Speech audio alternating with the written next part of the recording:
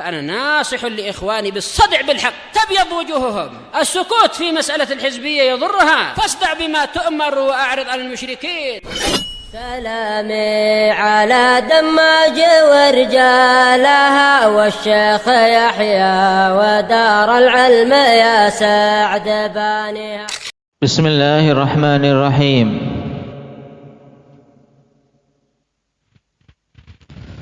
الحمد لله رب العالمين، والصلاة والسلام على رسوله الأمين وعلى آله وأصحابه أجمعين، أما بعد. Ikhwanil kiram rahimani wa rahimakumullah.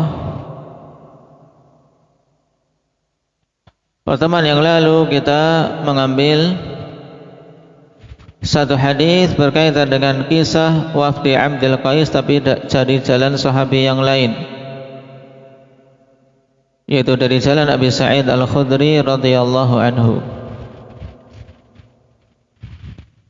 yang pada riwayat ini khanifillah terdapat faedah tambahan berkaitan dengan penjelasan dari Nabi sallallahu alaihi wasallam tentang makna 4 bejana yang beliau melarang wafdi Abdul Qais membuat nabidh dengannya. Taib, terutama berkaitan dengan An-Naqir yang memang saat itu tidak dikenal di kota Mekah. Juga terdapat penjelasan tambahan tentang sebab utama dilarangnya membuat nabidh dari wadah-wadah itu. Kenapa dilarang? Indak ya Muhammad. Karena cepat menjadi khamar, sehingga ketika seorang minum tidak mampu, akhirnya apa? Memukul kerabatnya, menebas dengan pedang kepada orang-orang dekat tanpa sadar. Tayyib. Sebelum kita lanjutkan pada riwayat berikutnya, faman hafizal hadits falyaqra.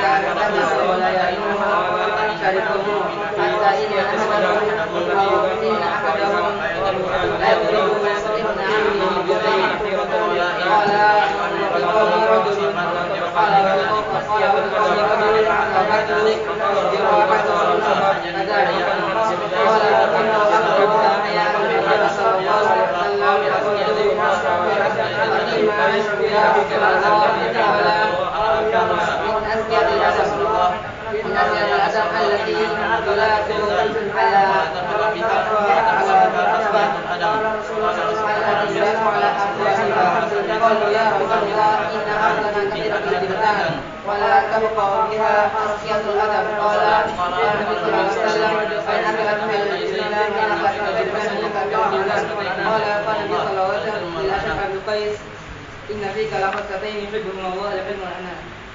Naam, barakallahu fiik.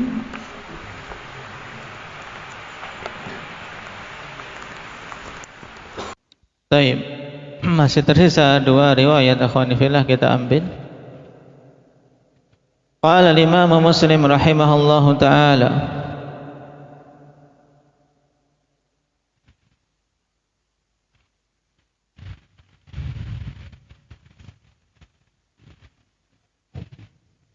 Haddatsani Muhammad bin al-Musanna, masyhur, telah kita lewati berkali-kali. Wa Ibnu Bashar qala haddatsana Ibnu Abi Adi. Ini yang baru muncul. Nama beliau Muhammad bin Ibrahim Ibni Abi Adi. Berarti dia dinisbahkan kepada kakeknya. Naam, seorang thiqah. Mengambil ilmu darinya sederetan para a'imah seperti Ahmad bin Hanbal dan Yahya ibn Ma'in.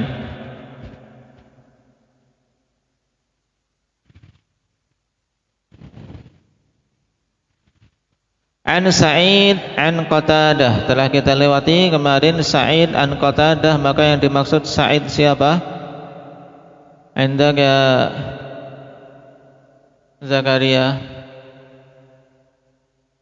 Al-Kabir. Sa'id an Qatadah, yang dia termasuk salah satu perawi terkuat yang meriwayatkan dari Imam Qatadah ini. Sa'id bin Abi Arubah. Sa'id bin Abi Arubah seorang thiqah sabt hafid. Akan tapi akhwani fillah, Allah uji beliau di akhir umurnya. Demikianlah ketetapan Allah Subhanahu wa taala, akhwan. Ketika hendak menguji sebagian hambanya. Naam, di akhir umur beliau, sebagian mengatakan sekitar 5 tahun sebelum beliau wafat. Tentunya ini waktu yang tidak singkat, 5 tahun.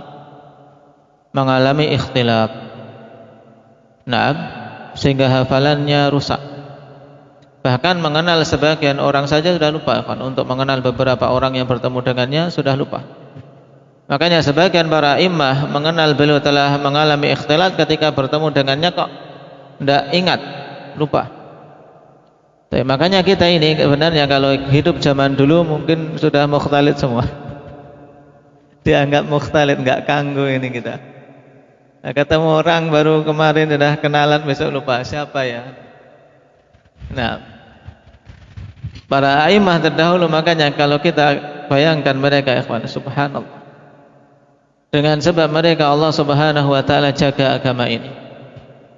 Maka kalau kemudian datang orang belakangan menganggap dirinya lebih mumpuni, menganggap dirinya lebih unggul daripada ulama salaf, maka sungguh ini merupakan bentuk gurur, ketertipuan. Kita tidak ada berapanya mereka dari hafalan, dari pemahaman, dari ibadah, dari zuhud, dari berbagai macam sisi.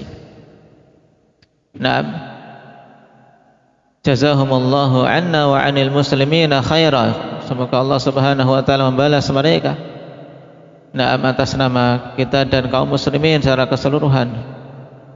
Semoga Allah balas mereka dengan kebaikan, kegigihan yang luar biasa dalam upaya menyampaikan hadis-hadis Nabi sallallahu alaihi wasallam kepada umat setelahnya. Tapi yang namanya ujian tetap, ketika Allah tetapkan tidak akan ada yang bisa menghindar darinya. Maka sebaik-baik doa, ikhwan, dari antara doa-doa yang Rasulullah ajarkan adalah meminta afiyah. Allahumma inni as'aluka al-afiyah fid dunya wal akhirah. Atau lafaz yang lain, Allahumma inni as'aluka al-mu'afah fid dunya wal akhirah. Ini dalam hari-hari kita, ikhwan, dalam doa-doa kita jangan sampai lalai.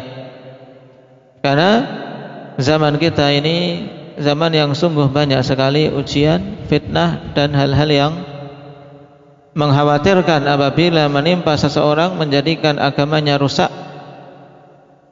Naam, nasallallahu al-afiyata wassalamah.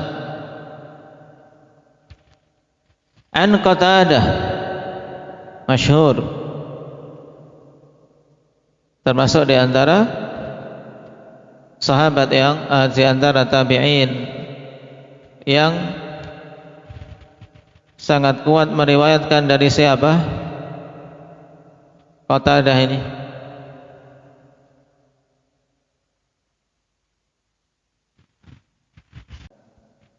Taib. Nah, Qatadah khonifillah termasuk di antara perawi tersohor dan terkokoh yang meriwayatkan dari Anas bin Malik selain Thabit al-Bunani. Qala haddatsani ghairu wahidin laqiya dzalikal wafda wa dzakara Aba Nadrah an Abi Sa'id al-Khudri radhiyallahu anhu.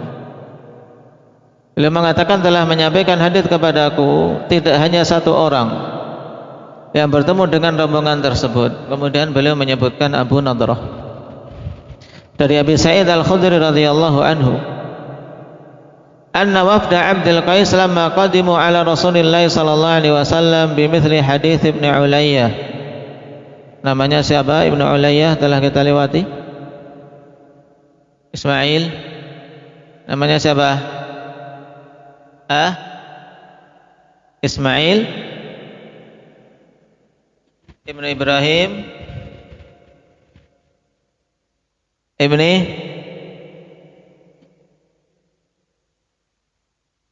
satu lagi siapa? Miksam. Yang dikenal dengan Ibnu Ulayyah. Taib. Ghaira anna fihi wa tadhifuna fihi minal qutai'a. Pada riwayat sebelumnya taqdhifun, sekarang tadhifun, mana hampir sama, yaitu engkau masukkan pada bejana yang sudah siap itu qutai'a, yaitu kurma-kurma kecil, awit tamar wal ma', atau pada lafaz lain dengan kurma, dimasukkan kurma dicampur air. Perhatikan sedemikian detail mereka ikhwani fillah meriwayatkan. Ketika mendengar tadhifun, mereka sebut tadhifun. Pada yang lainnya mendengar taqdhifun, mereka sebut taqdhifun. Ketika ragu-ragu apakah menyebut qutai'a ataukah kurma, padahal maknanya sama, ya kan? Mereka berikan sighah au. Amanah yang luar biasa pada para imam tersebut, ikhwan, yang perlu kita contoh. Amanah dalam menyampaikan suatu riwayat, menyampaikan suatu berita. Karena yang disampaikan adalah din, yang disampaikan adalah agama Allah Subhanahu wa taala. Wa lam yaqul qala Sa'id aw qala minat tamar. Ini sekedar perincian dari Imam Muslim rahimahullahu taala tentang perbedaan lafaz. Walaupun maknanya sama, akan tapi ada sedikit perbedaan lafaz dari guru yang beliau riwayatkan. Kemudian kata beliau, haddatsani Muhammad bin Bakar al-Basri. Qala haddatsana Abu Asim an Ibnu Jurayj. Muhammad bin Bakar akhwani fillah Al-Basri, seorang yang thiqah,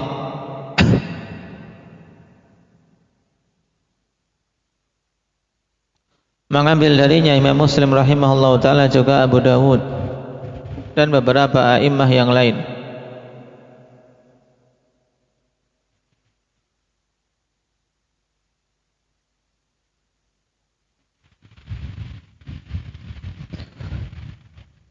Beliau meriwayatkan dari Abu Asim dari Ibnu Jurayj. Kemudian ada perpindahan sanad. Wa haddatsani Muhammad ibn Rafi' wa lafdzulah. Qala haddatsana Abdul Razzaq. Yang dimaksud imam besar ikhwan, Abdul Razzaq Ibnu Hammam Al-Himyari, Abu Bakar As-San'ani, imam besar dari negeri Yaman, yang dakwah beliau pada masa itu akhwani fillah sungguh luar biasa, di mana para imam melakukan rihlah dari berbagai penjuru dunia untuk apa? Bisa mengambil ilmu dari Abdul Razzaq bin Hammam ini. Nah, mengambil darinya sederetan ulama kibar, Sufyan bin Uyainah, Mu'tamir bin Sulaiman.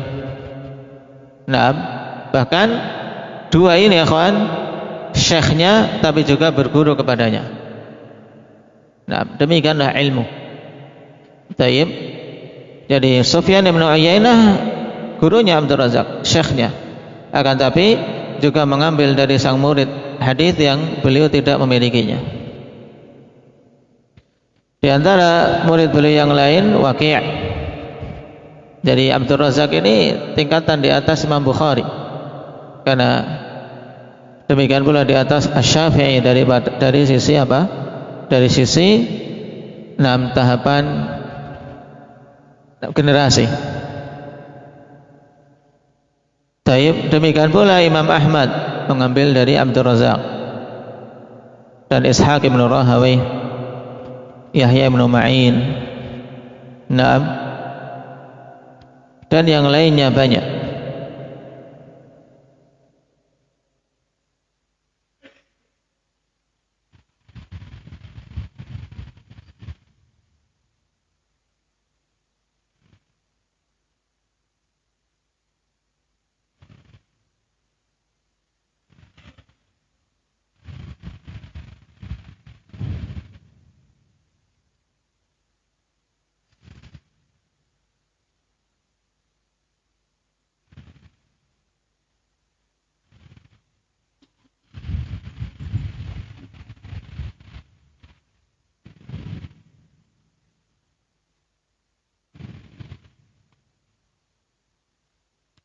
Taib. Dan di antara murid yang Imam Abdul Razzaq sangat membanggakan mereka khonifillah yaitu 3. Kata beliau dalam sebagian riwayat, kataba anni thalathah la ubali alla yaktuba anni ghairuhum.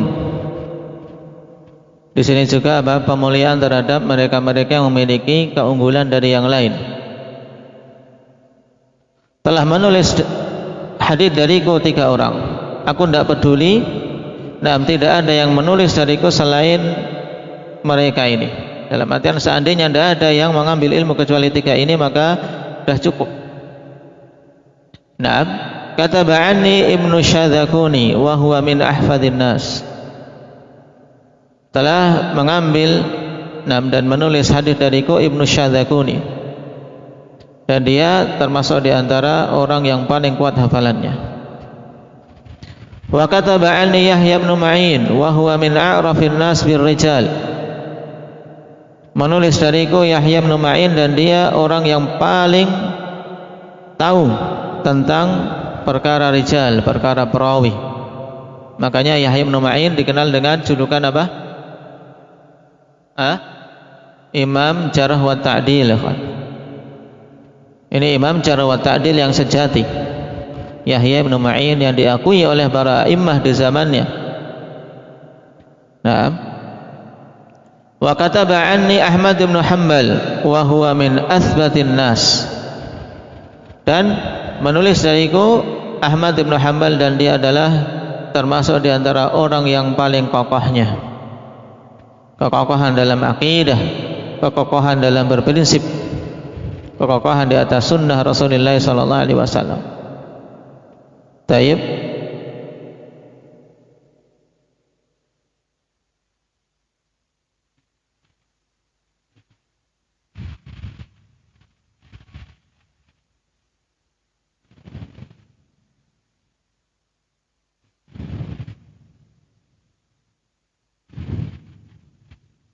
Walaupun demikian, akhwanifillah, yang namanya manusia tidak luput dari kekurangan. Di antara hal yang dinisbahkan kepada Imam Abdul Razzaq As-San'ani ini, akhwanifillah, yaitu adanya tuduhan tasyayyu' padanya. Dinisbahkan kepadanya tasyayyu', yaitu apa? Kemasukan pemahaman Syiah. Dan Syiah pada masa itu ikhwani fillah tentunya tidak separah Syiah pada masa ini. Karena seorang pada masa itu dikatakan memiliki pemahaman tasyayyu' ketika menganggap Ali lebih utama dari Utsman. Ya, sehingga kapan saja seseorang meyakini bahwasanya Ali lebih utama dari Utsman, maka ini sudah dikatakan memiliki pemikiran Syiah, lahut tasyayyu', memiliki pemahaman Syiah. Taib. Bukan berarti seperti Syiah pada masa ini yang memiliki berbagai macam kerusakan akidah yang sangat parah dengan amalan-amalan ibadah serta kemungkaran-kemungkaran yang luar biasa, wal iyad billah. Cuman ini untuk menunjukkan bagi kita ibrah, kawan, bahwasanya yang namanya manusia setinggi apapun ilmunya, sebanyak apapun muridnya, tidak selamat dari zallah, tidak selamat dari ketergelinciran. Karena itulah kewajiban kita semua untuk memohon ats-tsabat, memohon kekokohan kepada Allah Subhanahu wa taala untuk bisa istiqamah dan mati di atas sunnah Rasulullah sallallahu alaihi wasallam.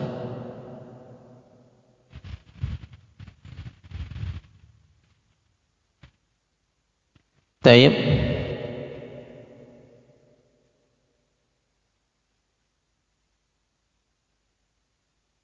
Dan di antara kalimat yang bagus serta kalimat insaf berkaitan dengan tuduhan ini dari Imam Ahmad, Imam Ahmad memberikan pernyataan yang bagus untuk kita jadikan ibrah juga tentang insafnya seseorang dalam menjawab. Taib, ketika beliau ditanya oleh putranya, Sa'altu Abi, yaitu Abdullah bin Ahmad bertanya kepada Imam Ahmad, hal kana Abdur Razzaq yatashayyu wa yufritu fit tashayyu'? Apakah dulu Abdur Razzaq itu seorang yang berpemahaman tasyayyu' dan parah, yaitu berdalam-dalam dalam permasalahan tasyayyu'? Faqal, maka Imam Ahmad rahimahullahu taala mengatakan, amma ana falam asma' minhu fi hadha syai'a.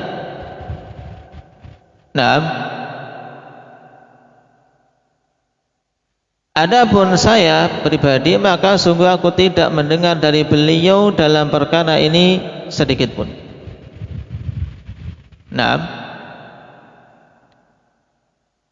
Dan ini penting untuk kita contoh, ikhwani fillah, berkaitan dengan sesuatu yang kita tidak mengetahuinya secara pasti.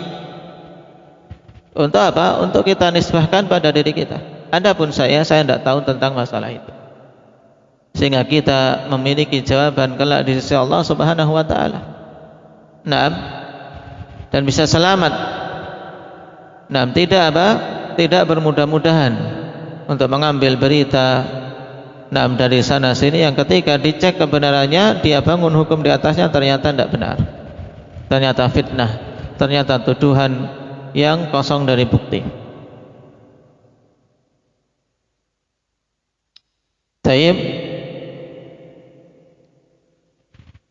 Dan dalam riwayat yang lain Abdullah bin Ahmad mengatakan, sami'tu Salamah bin Syabib yaqul sami'tu Abdur Razzaq yaqul wallahi man syaraha sadri qattu an ufaddila Aliyan ala Abi Bakr wa Umar rahimallahu Abu Bakr wa Umar wa Utsman ma lam yuhibbuhum fama huwa mu'min. Ini menunjukkan bahwasanya beliau dari sisi tasyayyu'nya, ikhwani fillah, tidak sampai tingkatan rafad, tidak sampai tingkatan rafidhah. Yang menunjukkan juga bahwasanya secara umum akidah beliau akidah yang sahihah.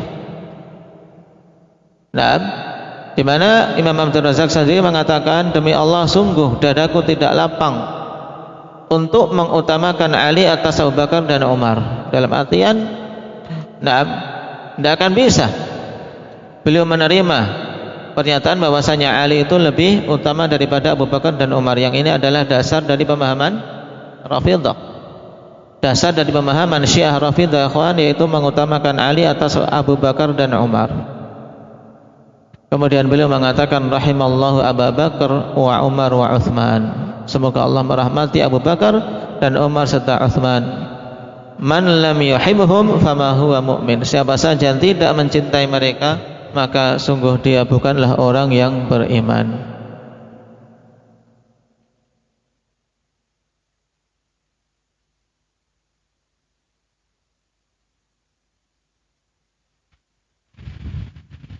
Tayyib. Dan sebab kemungkinan yang menjadi kemungkinan sebab beliau dinisbahkan kepadanya tasyayyu' akhwan, karena memang kecintaan terhadap Ali yang besar. Bahkan dalam masalah mengutamakan Abu Bakar dan Umar pun beliau meyakini itu dikarenakan memang Ali radhiyallahu anhu mengutamakan Abu Bakar dan Umar atas dirinya. Ini. Jadi untuk nisbah tasyayyu' ada, cuman tidak sampai mereka-mereka yang hulu. Wallahu ta'ala alam. Ini berkaitan dengan Imam Abdul Razzaq Ibnu Hammam As-San'ani rahimahullah.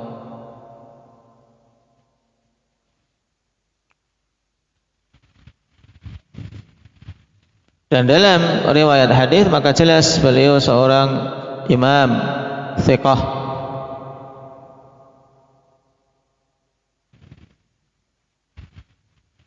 Qala akhbarana Ibnu Jurayj qala akhbarani Abu Quza'ah anna Aba Nadrah akhbarahu wa Hasanan akhbarahuma anna Aba Sa'id al-Khudri radhiyallahu anhu akhbarahu anna wafda Abdul Qais lamma atau Nabi Allah sallallahu alaihi wasallam qalu. Adapun dari sisi sanad akhwani fillah, pada sanad yang terakhir ini ada perbincangan secara ilmu hadis dan mustalah yang cukup panjang, tapi kesimpulannya bahwasanya riwayat ini didatangkan oleh Imam Muslim sekedar sebagai mutaba'at. Dan asal dari hadis adalah sahih, jelas. Dan untuk hadis riwayat Abu Sa'id Al-Khudri infarada bihi Muslim, sedangkan hadis Abdullah bin Abbas muttafaqun alaih. Kalau mereka mengatakan, ya Nabi Allah, ja'alana Allahu fida'ak, madza yasluhu lana minal asyribah. Bahasanya rombongan Abdul Qais tatkala mendatangi Nabi sallallahu alaihi wasallam, mereka mengatakan, wahai Nabi Allah, Allah Subhanahu wa taala jadikan kami sebagai tebusan untukmu. Apa yang diperbolehkan bagi kami dari apa? Dari minuman-minuman. Qala la tashrabu fin naqir, kata Nabi sallallahu alaihi wasallam. Jangan kalian minum dari an-naqir, yaitu dari nabit yang dibuat di naqir. Telah kita lewati tafsirnya, yaitu suatu pangkal pohon kurma yang dilubangi, dijadikan sebagai wadah. Qalu ya Nabi Allah, ja'alana Allahu fida'ak, awa tadri man naqir? Qala na'am, al-jid'u yunqaru wasatuhu wala fid dubba wala fil hantamah wa alaikum bil muka. Kemudian mereka bertanya, wahai Nabi Allah, semoga Allah Subhanahu wa taala jadikan kami sebagai tebusan untuk. Tidakkah engkau tahu atau apakah engkau mengetahui apa itu naqir? Maka Nabi mengatakan iya, yaitu al-jid'u yunqaru wasatuh, yaitu pangkal pohon kurma yang dilubangi tengahnya, dibikin cekungan sehingga bisa dimasukkan sesuatu padanya. Tidak boleh juga membuat nabi di dubba, tidak boleh di hantamah, dan atas kalian untuk menggunakan al-muka. Yang dimaksud dengan al-muka yaitu wadah yang terbuat dari kulit yang telah disama akhwani fillah, yang diberi tali di ujungnya, yaitu di mulut bejana itu, mulut wadah tersebut ditali. Dan ini bimbingan Nabi sallallahu alaihi wasallam untuk apa? Untuk menutup wadah-wadah air akhwani fillah yang seseorang menyimpan air minum padanya. Bila itu adalah sesuatu yang ditali, ya ditali, jangan dibiarkan terbuka. Baik. Dengan ini kita selesai dari rentetan riwayat hadis Abi Sa'id Al-Khudri radhiyallahu anhu, akhwan, yang dari sisi kandungannya sama. Nah, dengan hadis Abdullah bin Abbas radhiyallahu anhuma berkaitan dengan kisah rombongan Abdul Qais. Dan telah kita lewati di awal faedah-faedah dari hadis tersebut. Dan di antara hal yang ditambahkan di sini akhwani fillah, berkaitan dengan adab, bahwasanya tidak ada celaan bagi penuntut ilmu ketika dia meminta fatwa kepada seorang alim untuk apa? Meminta agar si alim memberikan penjelasan tambahan dan penjelasan keterangan. Taib. Dan ini bukanlah suatu upaya ngeyel atau yang lainnya, tapi betul-betul memang niatannya meminta kejelasan ketika tidak paham, sebagaimana yang dilakukan oleh sebagian yang ada dalam rombongan tersebut. Ketika ingin meminta kejelasan sebab di negerinya banyak tikus, apakah juga tetap harus menggunakan asqiyatul adam, atau tetap menggunakan wadah-wadah yang terbuat dari apa? Dari kulit? Karena itu akan banyak rusak, akan banyak dimakan tikus. Maka Nabi sallallahu alaihi wasallam tetap memerintahkan yang digunakan adalah dari wadah kulit, wadah terbuat dari kulit. Di sini juga dari ikhwani fillah, bahwasanya terkadang suatu uzur, ketika uzur tersebut seorang masih bisa untuk mengatasinya. Karena Allah Subhanahu wa taala berikan akal kepada manusia. Adanya hewan-hewan itu bukan sebagai uzur untuk seseorang melakukan suatu amalan kewajiban, atau bukan uzur untuk seseorang menerjang yang haram. Banyaknya tikus, manusia diberi akal untuk bagaimana mengatasi tikus-tikus yang ada. Dengan membasminya, dengan memberikan perangkap padanya, sehingga perkara-perkara yang dikhawatirkan rusak olehnya bisa terjaga. Dan di sini pula ya ikhwani fillah, hendaknya seorang muslim mempergunakan akal yang Allah Subhanahu wa taala berikan pada tempatnya. Pada tempatnya. Akal digunakan untuk mendukung penunaian tujuan yang dia diciptakan karenanya, yaitu untuk beribadah. Maka gunakan akal untuk kita bisa beribadah dengan baik bagaimana? Untuk menunaikan perintah-perintah Allah Subhanahu wa taala.